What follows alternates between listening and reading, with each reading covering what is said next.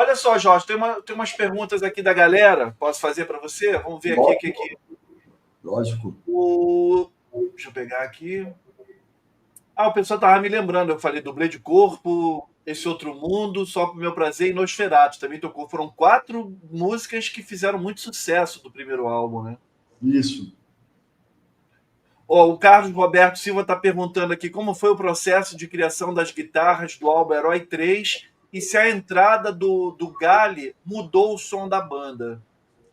A entrada do Gali mudou o som da banda, com certeza, porque quando você tem alguém, um instrumentista que toca diferente, faz você pensar num riff diferente, né? Uma coisa está interligada com outra, né?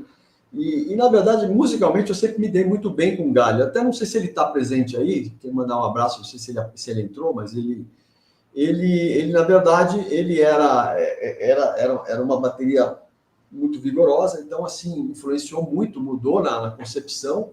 E o processo de criação, a gente, na verdade, desse disco, a gente, como é que era? Deixa eu lembrar como é que foi o processo. A gente ensaiava num estúdio, né, em Botafogo, e foi montando as músicas, e quando entrou no estúdio também já estava quase mais ou menos tudo pronto.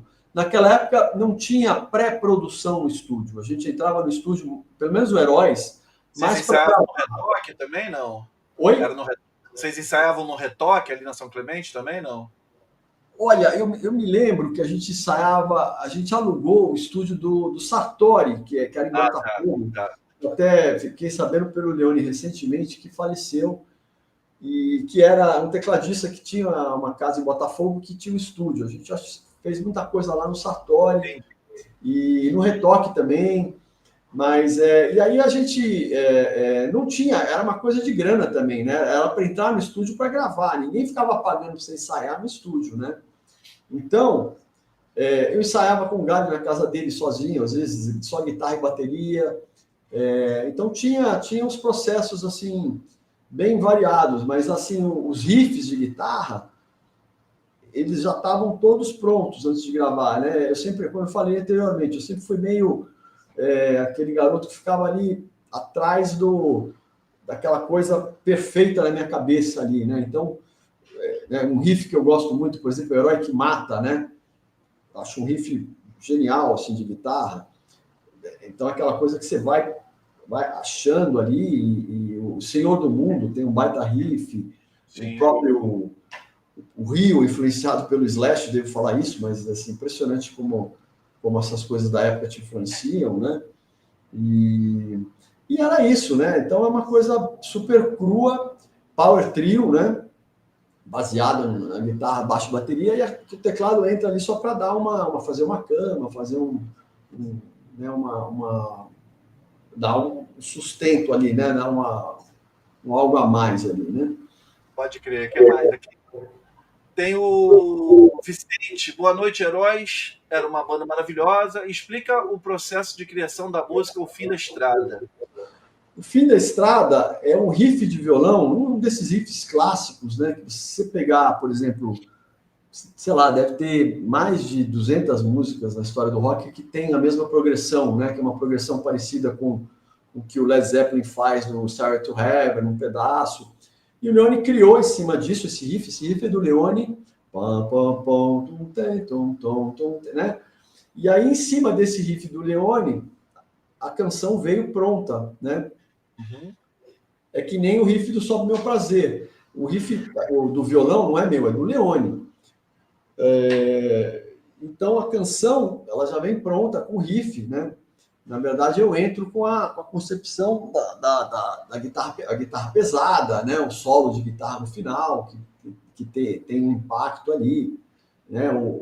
Que tem essa concepção de ela ser meio acústica, e aí no final o Gali entra com a bateria, ela vira meio rock, que é uma coisa que tinha muito na época também, né? Pode crer. Um estilo de rock, né? Começava acústico, depois acabava mais pesado. Mas é isso, né? O processo de criação foi feito dessa forma. Maravilha. Ó, o Dinho tá falando aqui, ó, grande guitarrista, adoro os solos dele no Heróis. E se você ainda tem alguma guitarra da época da banda? elas tinham um timbre tão legal, ele está falando. Olha, eu na verdade, eu tenho aqui eu tenho uma estátua ali da original do Heróis, né? Tá aqui. E é engraçado, né? Na época, hoje em dia eu sou meio um colecionador. Eu sou apaixonado por guitarra, né? E violão. Legal.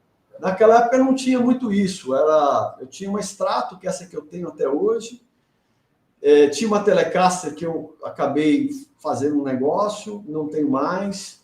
E eu tinha uma guitarra na época, que era uma guitarra típica dos anos 80, 90, que são essas guitarras com Floyd Rose e captador ativo. Eu acabei me desfazendo também, porque isso aí também é um negócio que hoje em dia é totalmente fora da minha concepção musical, assim, né? Entendi. O Paulo Galdino de Lima. Quando Universos colidem, é sensacional. Dá uma dica de como se toca. Jorge não dá aula, não dá curso? Não? Dou aula, eu sou professor, né? Hoje em dia eu trabalho em uma universidade, numa escola também, que é faculdade, tenho também um outro instituto que eu sou ligado, e eu gosto muito. Essa coisa de você estudar a vida toda, acaba trazendo na bagagem essa coisa de dar aula, né? Aula, né? Eu gosto, né? Eu mesmo antes dos Heróis, quando tinha 15, 16 anos, eu dava aula para duas amigas em São Paulo, sabe? Que legal. Era uma farra. Eu chegava para dar aula, a mãe estava me esperando com bolo de chocolate. Que delícia. Eu levava uma varinha, batia na cabeça das duas. Né? Muito engraçado. Então, eu acho que eu sempre tive essa coisa de professor, né?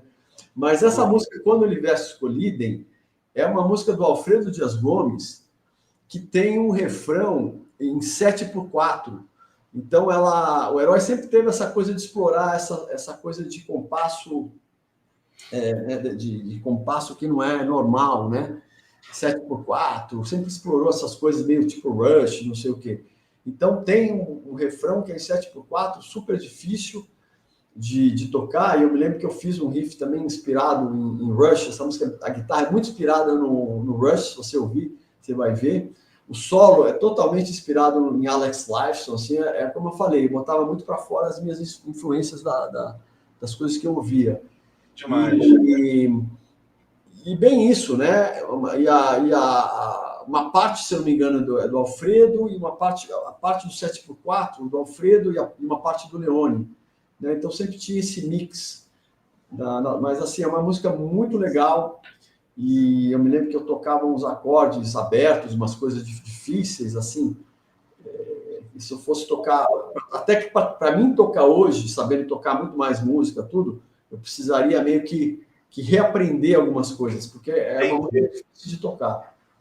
O Leone, como ele é assim, ele é aberto a sugestões de concepções para a música, quando ele traz para vocês e tudo, ou já é daquele compositor assim, não, a minha obra já está assim fechadinha, já tem uma cara, Leone, olha, isso aí a gente não pode falar. Ele quantas vezes ele tentou me puxar e queria que eu compusesse, desculpa, né? E naquela época, como eu falei, eu era muito tímido, eu queria só tocar guitarra, entendeu? Estudar, tocar guitarra, era isso daí. Era a tua praia. A minha praia, até mesmo composição, eu comecei a compor um pouco mais tarde e tal. Mas ele... Foi sua com ele no 3, né? Tem uma minha com ele no 3, na verdade...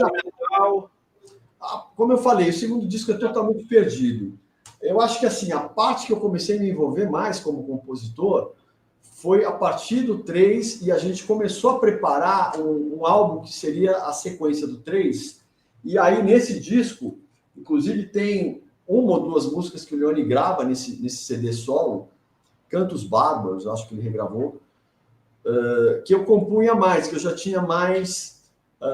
já estava mais inteirado nessa parte de querer compor e marcar mais nesse sentido. Mas aí, infelizmente, ficou tarde, né? Olha aí o Gali aí, ó. Olha o Gali, é isso que eu ia falar. Tá mandando um abraço aqui pra gente. Aí, tá pela aí. foto de blazerzinho, assim, eu nunca ia falar que é o Gali que eu conheci lá nos anos 90, 80 e 90. Não, abraço, Gali. Prazer ter você aqui com a gente, curtindo o papo. Que demais. Vamos combinar um papo aqui no Pitadas contigo também, hein? O Gali tem histórias incríveis aí, tem aí uma história também no rock nacional e coisas que ele fez aí são muito, muito legais também, né? E até hoje, ele mora em São Paulo, de vez em quando a gente se encontra, cara, ele tem lá uma bateria montada na casa dele, eu ligo a guitarra e, cara, a gente entra num transe. Até hoje é engraçado isso, né? Tem uma ligação. Tem uma conexão forte ali. Não dá para explicar, entendeu? E isso até é legal. Assim, as pessoas de fora falam, nossa, mas vocês têm uma sintonia, né? Não sei o quê. E é muito legal isso, é uma coisa que fica, né? Fica... Muito bom. Adorei ter você aqui, Gali. Muito bom, foi uma baita surpresa. O Wendel está comentando aqui, ó. Eu adoro esses exercícios. De vez em quando eu faço umas lives assim. E se o Ben on the Run tivesse sido gravado no Rio de Janeiro, ao invés de ter sido gravado lá em Lagos, né? Esses exercícios. What if? E se? Se os Heróis 3 fosse o segundo disco, estariam em outro patamar. Eu acho que, na verdade, na carreira dos Heróis, né, da curta carreira dos Heróis, realmente o primeiro disco é muito bom, o terceiro disco é bom, esse do meio foi um negócio que meio que derreteu ali né, se você criou ali um monte ali, foi onde a coisa derreteu, e aí você teve que reconstruir, só que reconstruiu na hora errada. Porque eu costumo dizer o seguinte, Sal, a música, a arte em geral, você tem que estar inserido dentro do contexto do momento certo, na hora certa, no lugar, na hora... Né? Quer dizer, então, no terceiro disco, a coisa já tinha passado, o bonde já tinha passado, é aquilo que a gente conversou. Já é a época aqui no Brasil para o Luiz Caldas, para o Beto Barbosa, para o sertanejo, que eu não me lembro o nome, enfim. Leandro Leonardo, Zezé de Camargo, era tudo essa galera aí, né? A era Collor é considerada ali a era do apogeu do sertanejo. Isso, exatamente. A trilha do governo era o sertanejo. Exatamente. Você vê que está tudo ligado. Então, a coisa... Você pega o que eu fico pensando, Heróis 3, vamos supor, num período que o rock talvez tivesse ainda mais... ou até um pouquinho depois, se fosse na época que chega ali volta o Titãs, por exemplo, começa o Jota Quest, se entra um pouquinho ali perto ali desse, talvez a coisa fosse outro patamar, entendeu?